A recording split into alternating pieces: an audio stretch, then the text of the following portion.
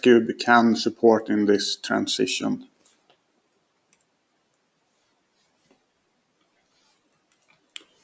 My name is Per and I'm your host today, and I will do this presentation together with Alexander. Alexander is our design training manager, so he will do some live design later on in this webinar. First, some basic rules. I want you to mute your microphones during the meeting. And when it comes to the questions, I kindly ask you to save the questions for the end of this webinar, because we will stay online. So we will have a lot of time to discuss and answer questions after this webinar. When it comes to the agenda for today, we will start with a short introduction of the FlexQube concept. What do we actually do at FlexQube? We will also give some brief insight in the industry trends. Then we will go into the area of the lean production, and we will discuss the 7 mudas and the different wastes that we have within lean production. The last bullet is to go through different solutions. We will show different ways of actually reduce the waste with the use of FlexQube products. And we will show some examples, and we will also in this session we will also show some design examples. Great, so I will start with a brief introduction to the FlexQube concept. We make industrial carts, and we make a lot of different industrial carts. We do everything from rotating carts to mother-daughter carts to shelf carts and so on. I would like to, if you can mute, if everyone can mute their microphones, please. So we do a lot of different carts that can be used in the intralogistic process. But they all have one thing in common, and that is that they are built with FlexQube standard blocks, the standard building blocks. So in all carts we do, they are built up of 4 different building blocks, and that is the FlexQube, it's the FlexBeam, the FlexTube, and the FlexPlate. So those 4 create the base of the carts, and the FlexBeam and the FlexTube, they are available in increments of 70 millimeters. So this makes it possible to build a lot of different sizes and a lot of different applications for your specific needs. And we are also happy to see that we have customers around the globe that actually see a lot of benefits with working with a modular concept for industrial carts. So we have served customers both within heavy truck industry, within the automotive industry. We are working also in the tier 1 area, for example, seats and airbags and so on for the automotive industry. We also work in the appliance business, regular warehouse distribution. So we have carts that are used in a lot of different areas. And those customers are really demanding, so they are challenging us to develop the best solutions on the market. And they also have one thing more in common, that when they purchase a cart from us, they will use this to transport something from point A to point B. That is what they actually will use the products for. And that replenishment isn't as simple as it sounds. It's a lot of stuff that needs to be fulfilled. When you do a replenishment, you need to replenish the right amount of the parts. You should deliver the right material. It needs to be in the right condition. It needs to be at the right place in the right sequence, and finally also in the right time. See, it's a lot of parameters that needs to be fulfilled, and this is a real challenge for logistic engineers that are working with this in projects and so on. And in addition to this, those replenishments are also made more frequent than ever before. And the reason for this is because companies nowadays, they offer a lot of different products, a lot of different variants. They offer customization, and this of course ends up in a lot of different part numbers, and those part numbers will end up on the logistic engineer's desk, so they need to be taken care of in some way. And this will result in more and more frequent replenishments. It will result in replenishment of smaller quantities, and replenishment of a lot more part numbers. So we can see that there are a lot of activities that is connected to the intralogistic process. And when we look into the footprint of the manufacturing plants, we can see this transformation here as well. We see that more and more area of the plant is used for material handling activities. So in the past, you had a warehouse, a small warehouse, and you stored most of the parts close to the assembly line.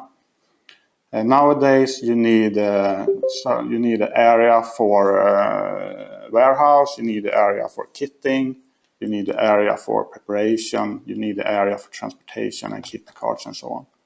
So it's a lot of different activities within the intralogistic process that needs space in the factory.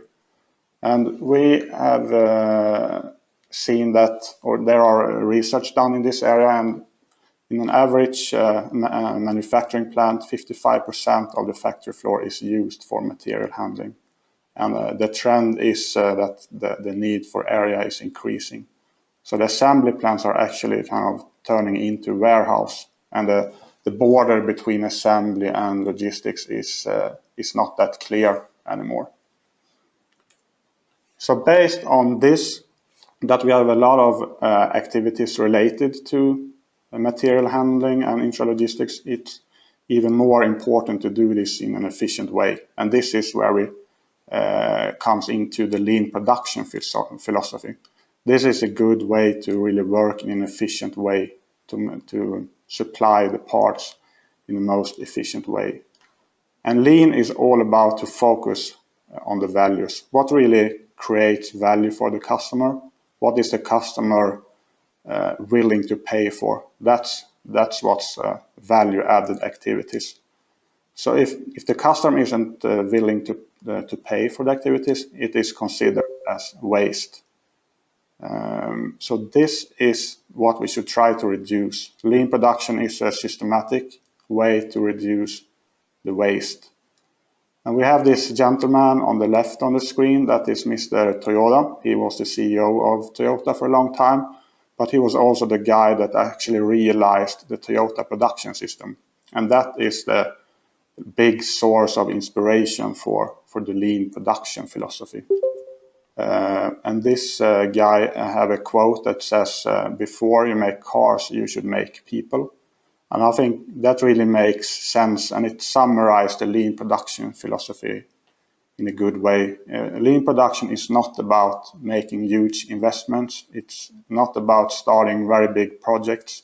It's not about developing the most advanced machines. This is really down to earth. This is common sense. You should focus on simple improvements. You should focus on the mindset of the people, of the assemblers, of the logistic guys, and so on. This is a mindset that you will have in the plant, and always see improvements and always see small steps to take. Then you will have a lot of small improvements that will give you the big picture. So we can conclude that creating value for the customer, that is really the focus in the lean production philosophy. But it's important to say that it's not only for the end customer.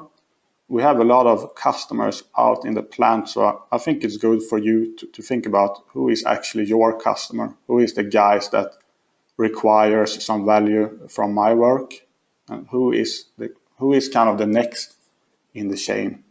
And this is some quotes for possible customers in a manufacturing plant. So we have the guy in the warehouse, for example. He says that I wish the supplier could send this without this packaging. So he doesn't see any value in this, to have this packaging. So that could, for example, be a way to support this customer and reduce the waste. The guy in the kitting line, he says, I wish the warehouse could deliver the pallets in a more ergonomic picking height. So he also have some input. So if we could, for example, deliver those pallets in a more ergonomic height, that would reduce waste in this area. Same thing with the kitting guy. He wished that the parts were actually placed in the correct orientation when they are delivered to him. That will save a lot of time for this guy. So all around in the plant we have customers, and that is what we should focus on to really bring value for the customer in the next step in the intralogistic process. In the lean production philosophy, there are 7 types of waste categories. We have waiting, we have motion, we have transport, we have defects, inventory, overproduction, and overprocessing. So I will give a few examples here on each to go through this. When it comes to waiting, it could, for example, be that you have an operator waiting for quality problems. Maybe there are some issues with the machine. You can also wait for a breakdown.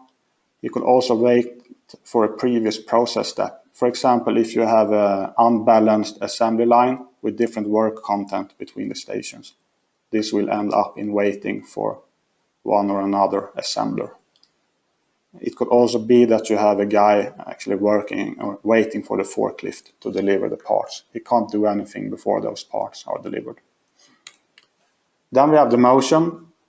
That is motion of people, and that includes, for example, that operator are searching for tools. It could be that the operator are walking across the workspace to retrieve parts. So he is walking on the workstation long distance to get the parts he needs. It could be turning and moving of the product. He needs to do a lot of movements in order to do the assembly in an efficient way. It could also be that the assembler needs to reorient the component when he takes it from the cart. That is a waste. Then we have the last one, to reaching excessive distance when taking components and tools. That is a result from bad ergonomics, and that will bring some extra motion for the assemblers. Then we have the transport, and that is transport of parts and products. So it could be that you transport a product from one area to another in the plant. It can be when you use some kind of material handling device to move material from one machine to another. So it's all type of transports of parts and products that really doesn't bring any value for the customer. Then we have the defects. That could be that the parts are assembled in the incorrect orientation, for example. We have missing screws and other fixings when the product ends up at the customer. We have used the wrong components, or the components are damaged, for example. So in this area, there are a lot of ways to use carts and intralogistics to actually improve this process. When it comes to inventory, that could be, for example, if you are in a car assembly plant, it could be coils of sheet metal that are waiting to be processed. It could be a buffer of body in white that are waiting for the assembly process. It could also be the final assembled cars that are out on the yard. Overproduction, that is actually the worst type of waste, because this results in a lot of other waste that we have showed here. So overproduction means that you actually produce the parts before they are needed. You produce the parts before the customer needs this part. And it also means that you produce a much larger quantity than the customer needs. And that can be based on, for example, setup time. You run a large batch in a machine in order to reduce the setup time. Or you don't have any customer orders, but you utilize the machine anyway, just to utilize the machine. This is examples of overproduction. And then we have the final one, which is overprocessing. That means that you add a lot of activities to a product that the customer is not really willing to pay for that. For example, if you take a car, he's not willing to pay for that you paint the car underneath, for example. So this kind of overprocessing should be reduced as much as possible. And I think this is the area where carts and intralogistics have the least impact. The other areas we can have a great impact of doing smart things, but this is not that very much connected to the intralogistic process. So we see that we have a lot of waste, and today we will give 4 different examples, 4 different solutions how we can reduce waste with the help of cart solutions. So in the first example, we will look into travel kits. The second example, we will look into the tugger train. Third example is Kanban carts. So we use a cart as a Kanban. And then the last example is a Tyson case. So if we start with the first example, in this case we have a regular assembly station, and we have the parts, they are supplied with a forklift. So you have different pallets for different type of part numbers. You have one part number in each pallet. So the customer in this case is the assembler. He is picking parts from those pallets. And he really doesn't care if this forklift has been driving around the globe. They really don't care. They just want the parts or the pallet to be delivered in time. So in this case, we want to reduce the motion for the assembler. And we will do this by actually implementing a mother and daughter cart that you can see on the right side. We will implement that, and we will use the daughter cart as a kit cart. That means that the parts that are placed on the pallets on the left side are prepared on those small carts. So the carts are prepared in the kit area, and they are brought to the assembly line. Then the assemblers, they can pick the parts very close, and we have significantly reduced the walking distance. So for this one, we will show a design example. So I hand over to you, Alex, that will make a quick live design example.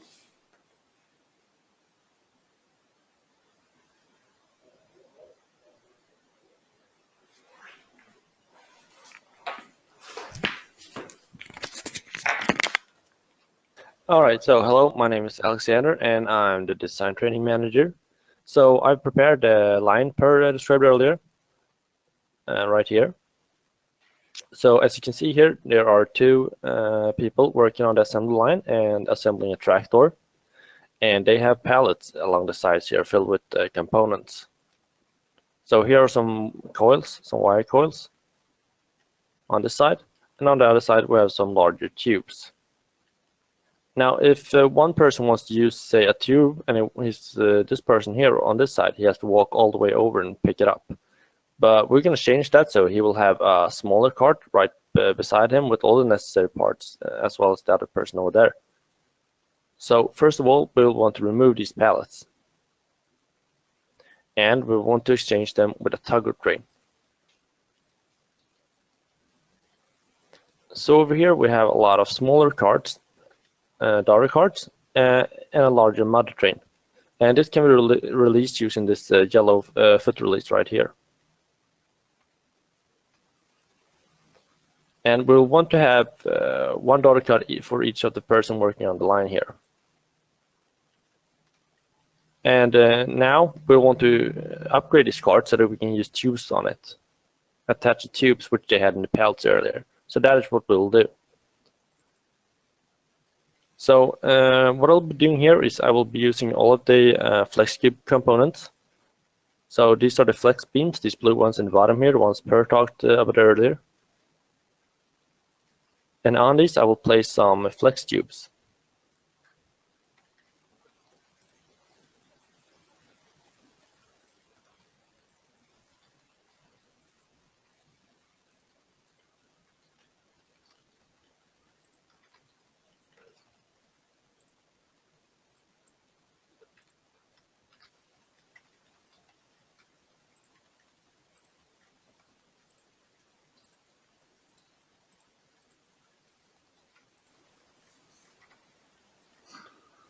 So as you can see here, the design of FlexQube is pretty much drag and drop.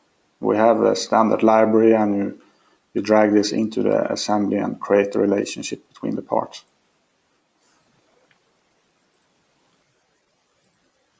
Yeah, and this library can be downloaded from a website if you want to use it in your own CAD system or software.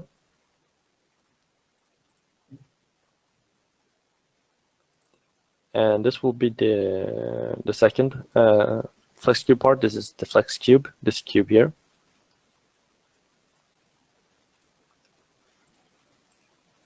And place another one over here.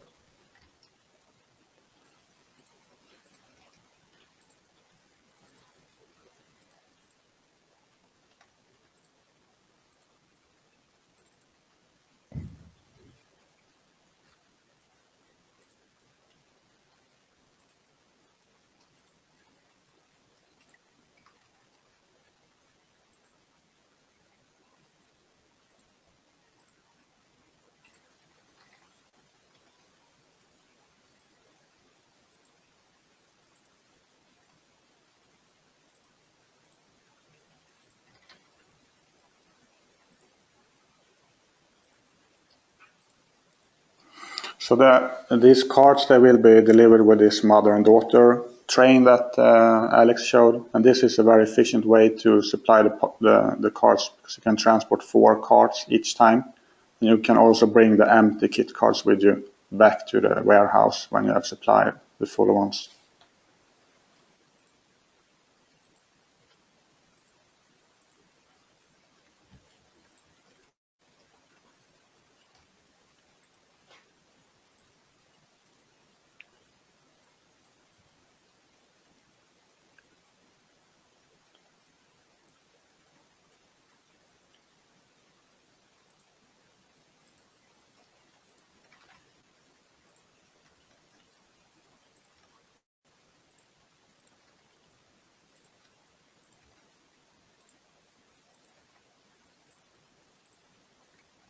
Right, so what I've done now is that I've placed some flex tubes through the flex beams, which will act as supports for the tubes.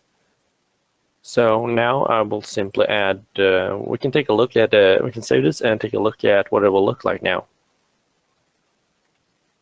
on the line. So you can see now both the operators on the assembly line have one of these small carts by themselves. So let's go ahead and add tubes to the cart, which they earlier had in pallets.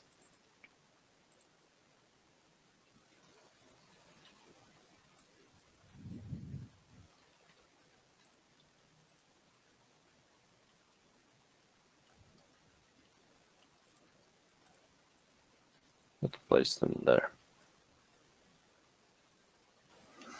So in this case, we use hydraulic hoses as example of parts, and we see that is a big challenge for customers, having products with a lot of hydraulic hoses, because they are a little bit of a logistic challenge. There are a lot of different variants, so it's a very common kitting application to use for hydraulic hoses. Also from an ergonomic perspective, it's a good way to present the material.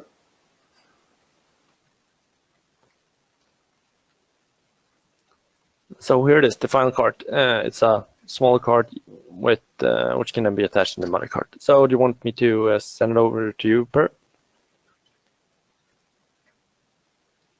All right.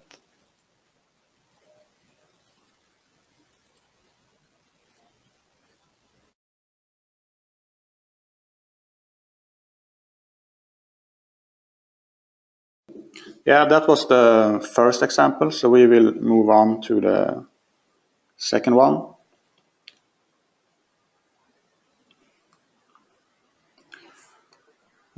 First, before we move on, I will actually show some examples here. This is some other type of kitting applications. The one to the left shows a mother cart with a fixed shelf section, and we also have the daughter carts. So those 2 daughter carts can be removed from the mother frame. On the right, we have a shelf cart. We have a box for material. So those boxes are loaded onto the shelf cart, and then each box goes to a specific assembler. And you can extend the shelves in order to do a ergonomic and efficient loading of those boxes. Here are some other examples. Yeah, here you can actually see an example of the hose rack. This is another example where you kit cards for frame manufacturing. So this is a frame for a wheel loader. They kit all the ingoing parts that are needed. Yeah, this is a fridge assembly. So they have very big coils that are straightened. So they are kitted on an assembly cart. Then we will move on to the second example, how we can reduce waste. In this case, we have a kitting area and the pallets are supplied with a forklift. So the customer in this case is the assembler. So what the assembler wants to do, or what he is doing, he's picking the parts from this pallet.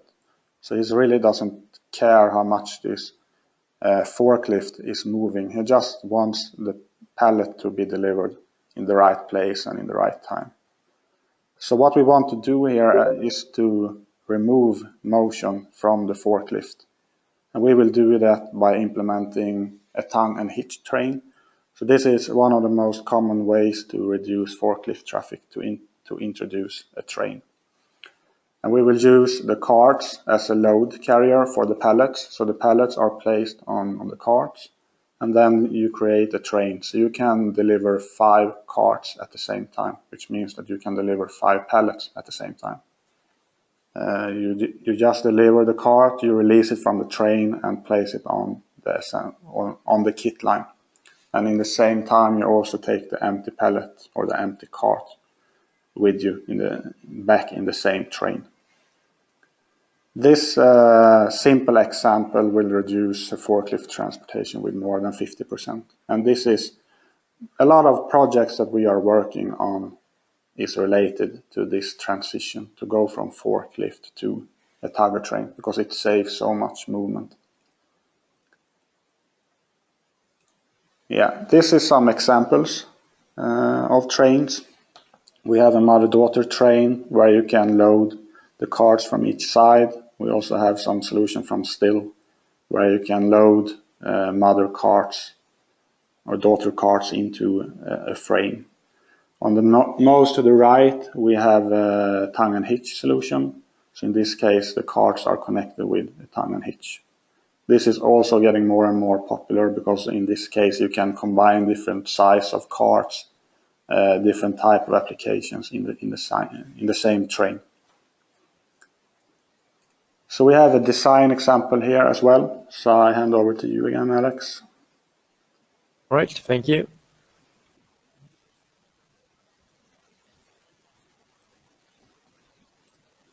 Right, so now we're going to design a tugger train.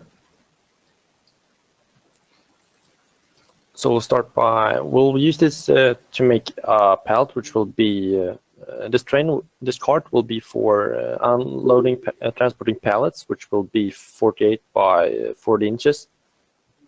So about 1200 by 1000 millimeters.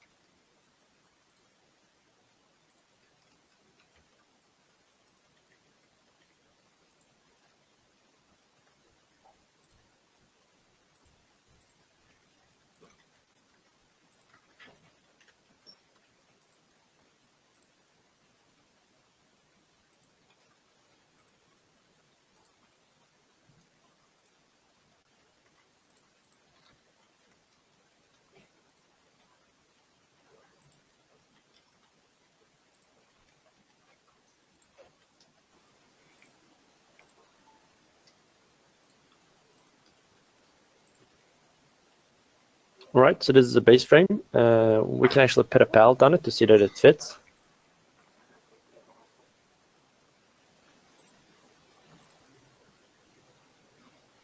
A 40 by 48 inch pallet.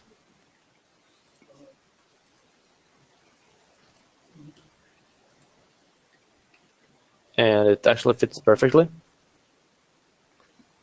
So we can hide it for now.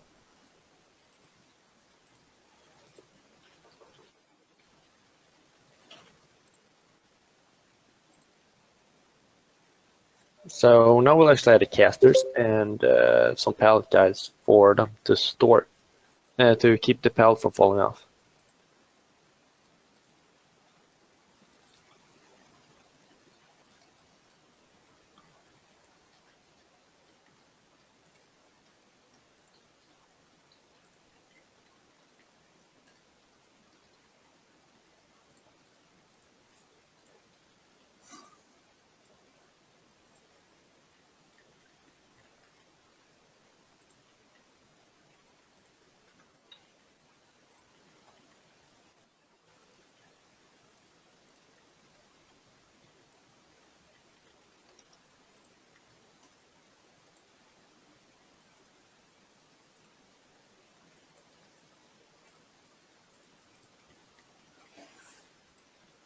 And we'll actually want to use 6 casters for this one, so we'll have some fixed casters in the middle.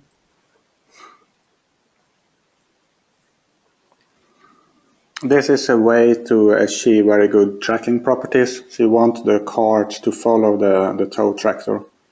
So this is a popular caster setup where you have the fixed casters in the center of the cart if you are going to maneuver in small areas in the plant.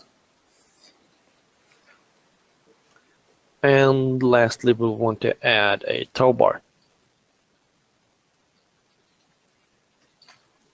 So I'll use tow bar with an ergonomic foot release. Place it in front of the cart.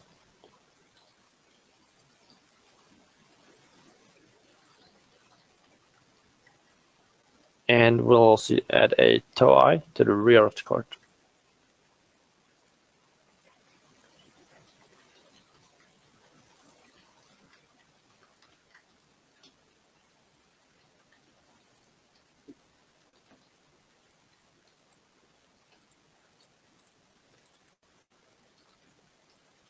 Right, and then we can unhide the pallet again and show it.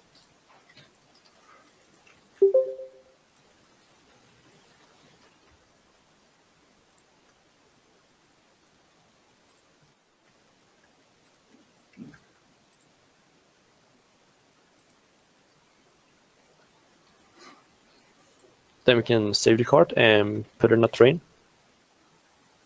So I'm going to press it and I'm going to call it 48 times 40-inch pallet cart.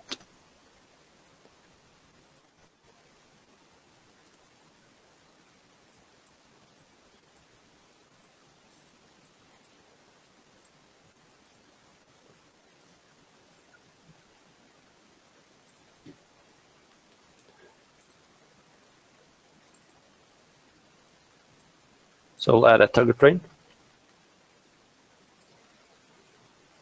And then we'll add a cart behind it.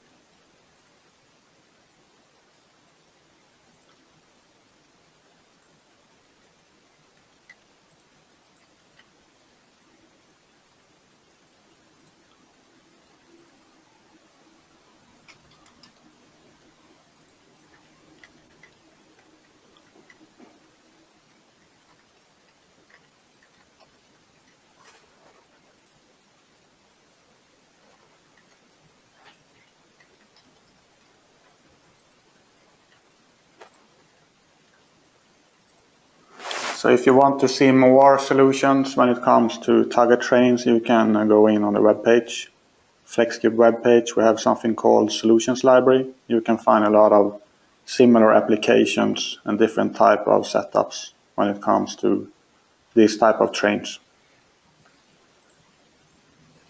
Right, so this is what the training would look like. Do you want me to share it with you again, Per? Yes, thank you.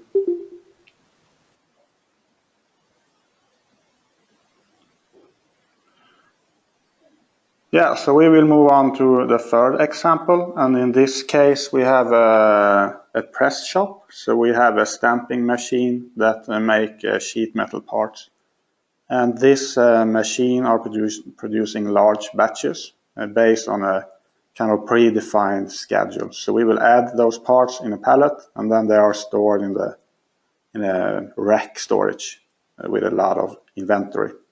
And the customer here is actually the guy that is using these pallets or the parts at these different machines. So what we want to do here is to reduce the inventory. And this will be done by placing the parts that are produced in the stamp machine on carts instead of the pallets. Because in that case, we can use the carts as the Kanban card. The cart will be the signal, that will be the trigger for production of those different components. And by doing that, the total number of carts will be the limit of the inventory, because you only produce when the cart is empty. If all carts are full, you will not produce anything. So this is a simple and easy and good way to control inventory. And instead of using carts, you can use the actual cart to be the trigger of the process. So in this case, we use the cart to trigger a small batch production in the stamping machine. And this will significantly reduce the inventory. But it will also reduce the motion, because the forklift in the warehouse doesn't need to lift the pallets up in the racks. And we will also save waste when it comes to overproduction, because we have adapted the production to the actual need in the different machines. This is one example from customer that are using with the same principles. So you can see the different buffer lanes of carts waiting to be transported out to the different machines. Then we have a fourth example, and this is based on Kaizen. And Kaizen is a very big, or it's an important part of the lean production philosophy. And it means in Japanese, it means improvement. And it means that you should take small steps. When you develop something or improve something, you should always do it in small steps. And even if you think that you have the best solution in the world, it can always be a little bit better. So that is a very important insight with a lean production. And the Kaizen activities, the ability to do those very much depend on the type of cart system that you have. If you have a flexible cart system, you will have a lot of opportunities to do those Kaizen events. But if you, for example, choose welded carts, you don't have any possibility to make changes and make this fine-tuning to make those small improvements. So we see the FlexQube concept as a perfect match to really support the Kaizen activities. And we made a simple comparison here with different concepts. So we compare with the pipe system, aluminum profiles, and finally the welded carts. And we look into the strength, for example, and the FlexQube concept is designed with high strength steel, so it's strong to carry heavy loads, but it's also very durable to last for a long time in the plant. When it comes to the design, it's a really easy to design, as Alex has showed here. You have those standard building blocks, and it's more or less drag and drop when you do the design in the CAD software. When it comes to the build process, there is no cutting. You don't need to weld anything.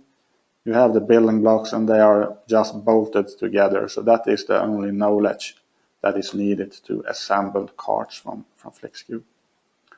Then when it comes to reusability of the building blocks or the carts, as we use the the standard lengths and we have standard interface, all building blocks can be reduced when the change or when there is a changed need. So that is something that really makes the reusability pretty high. And also when it comes to the transport, we try to do as much of the design as possible so it will fit in standard pallets. That means that we can ship the cards unassembled. We will have a low cost for the transportation, and then the cards can be assembled on the final destination. And this is a big advantage with a modular concept compared to the other solutions. So we have the last example, which is a Tyson example. It's an assembly line that have a specific number of parts, but as they are introducing new products, they need to add more part numbers to the line. So we will show how this can be developed through a Kaizen event. So I hand over to you again, Alex. All right, thank you. All right, so this is the same card as last time, only this time they no longer want to have a pallet on it, but rather they want to have 4 boxes, and they also want those boxes in an ergonomic height. So first of all, since they will be using this one very close to the assembly line, we no longer need a tow bar, so we will remove that. Secondly, they will be handling this one by hand, since there is so close, so we'll need to add a handlebar.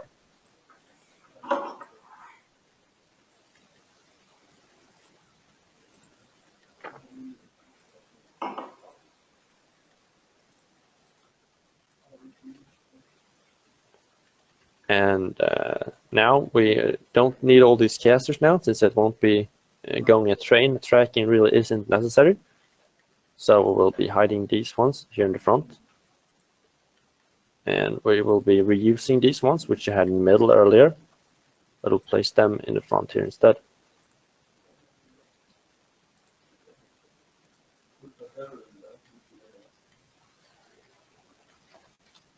Sorry, let's redo that.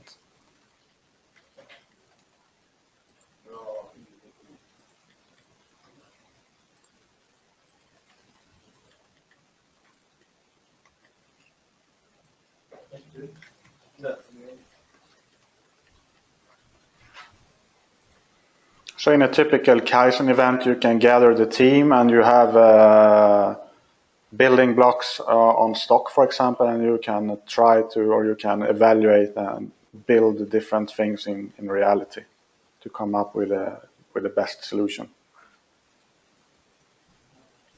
So now let's change the caster configuration to 4 casters with the 2 fixed ones in the front instead.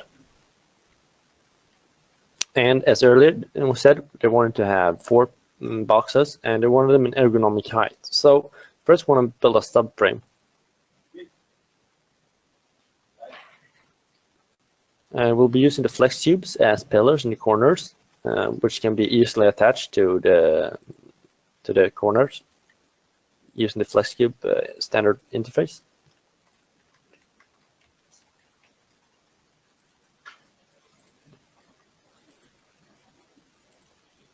So these will all be attached simply using M6 bolts.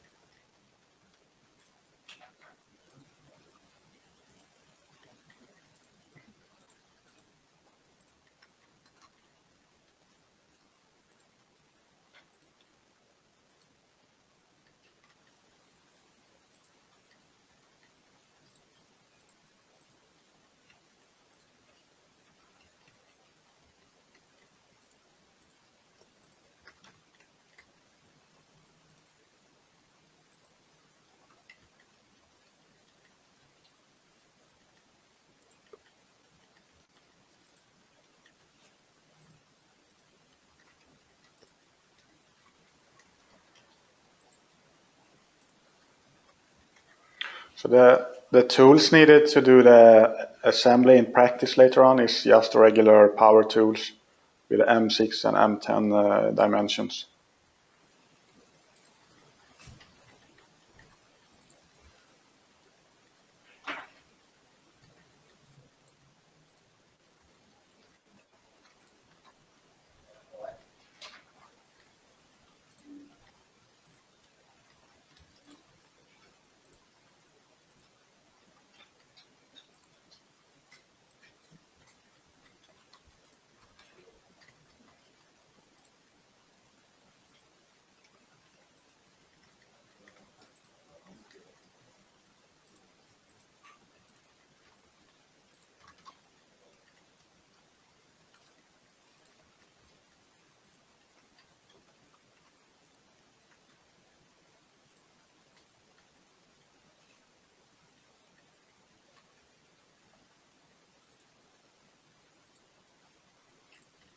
Alright, so this is the subframe hiding up so that it will be easier to add an ergonomic height, actually easier to reach for the operator. But we'll need to have something so that the boxes won't fall through. So we'll actually add a second row of these beams in the middle here.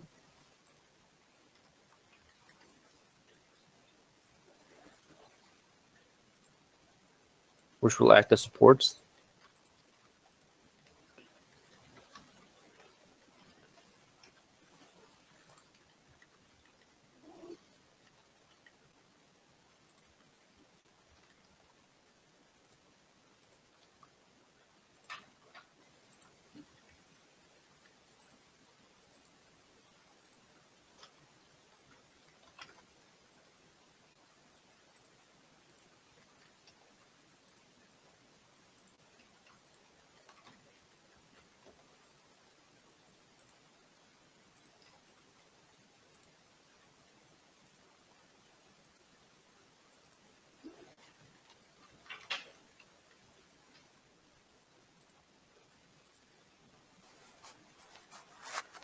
So this cart configuration, I would say, is perfect if you have the warehouse very close to the assembly line. You can even transport the material manually. So you have an operator pushing the cart from the warehouse to the assembly line.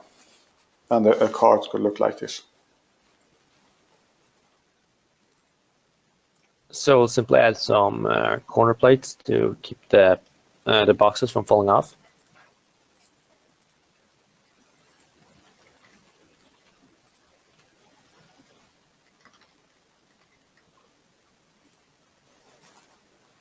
You can see in the design there is a lot of holes, and it's a standardized measurement between those holes. So the components or the building blocks that Alexander is adding to the design can be used for a lot of different or other type of sizes and applications as well.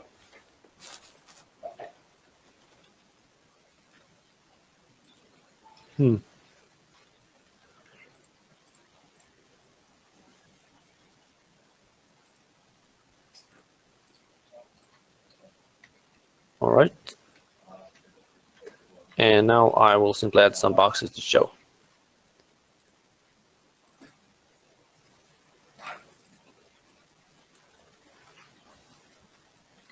So let's add a green box.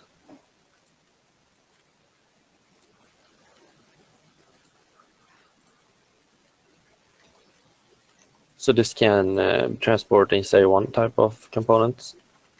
And then we can have, say, a red box over here transporting something else.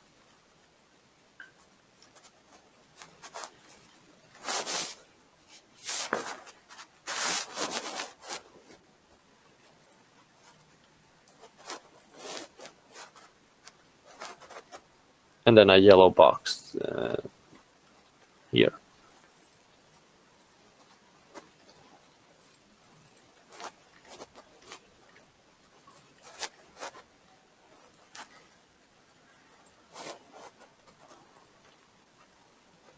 And if you look now from the top, you can see that the middle supports here hold them in place, so nothing will fall off.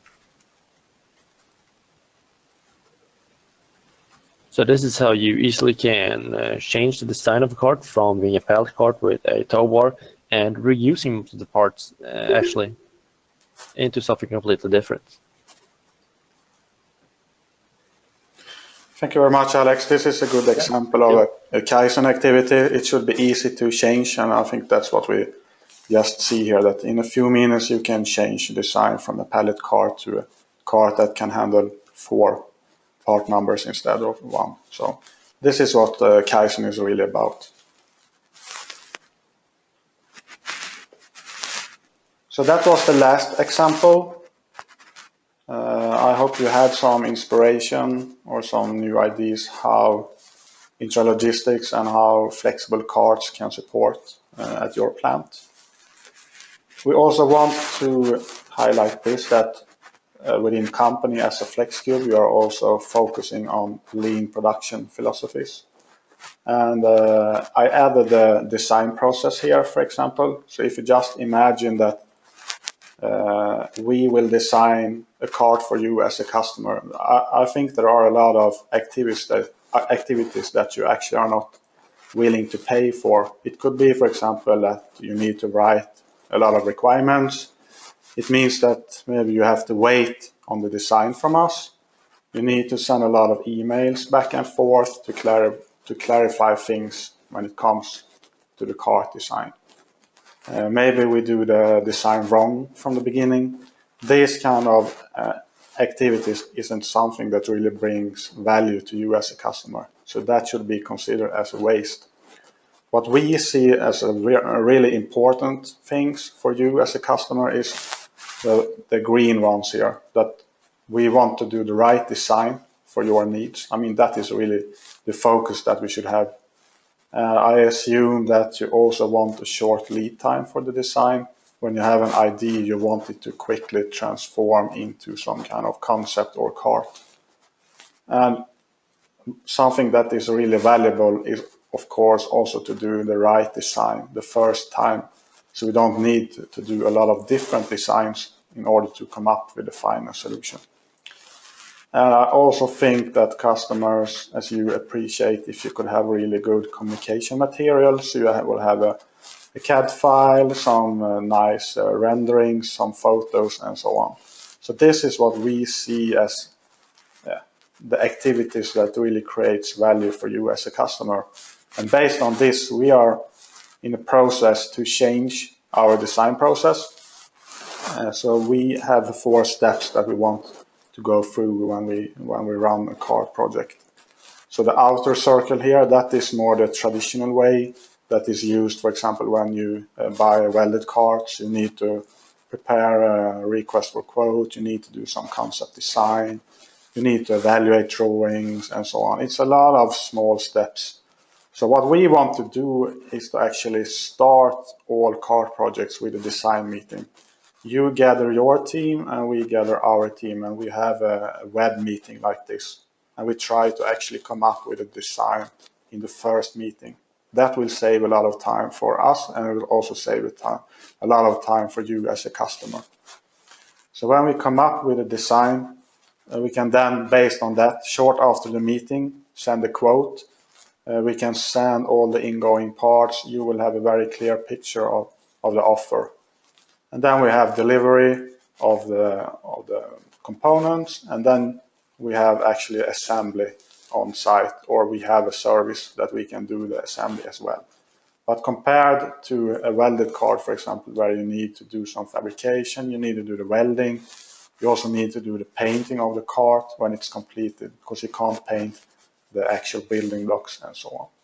And even if you have a welded cart, you will have some assembly, for example, of the casters. So this is our vision when it comes to the design process, and we are starting to do this process with more and more customers. So I would like to promote this opportunity that you have to schedule a design on demand meeting with one of our skilled design engineers like Alexander. So you gather your team, you have a lot of different views or different people with different responsibilities.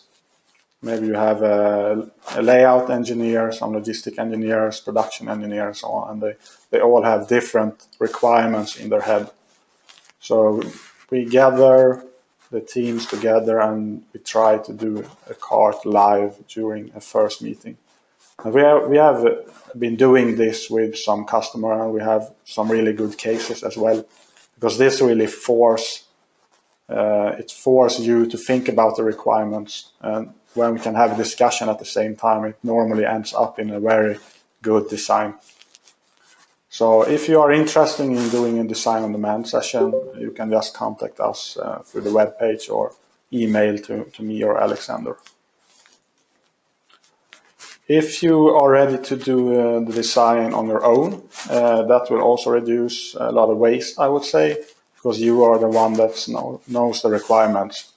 So if you have this possibility, we can offer CAD files for some different softwares, and we also offer training courses. So if you are interested in design training, you can take contact as well, and you will have 1 hour design training to go through the different building blocks where you can find the CAD files and so on. So that was the last slide in this webinar about lean production. I hope you had some good ideas. Next webinar will be the 21st of April, and we will discuss or show how to manage your intralogistic projects. We will present our view on this, what to consider, how to calculate, how to do business case, and so on.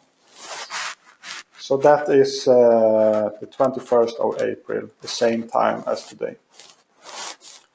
So thank you very much for joining. We will stay online for some more minutes if some of you have additional questions. But thank you very much for joining this webinar.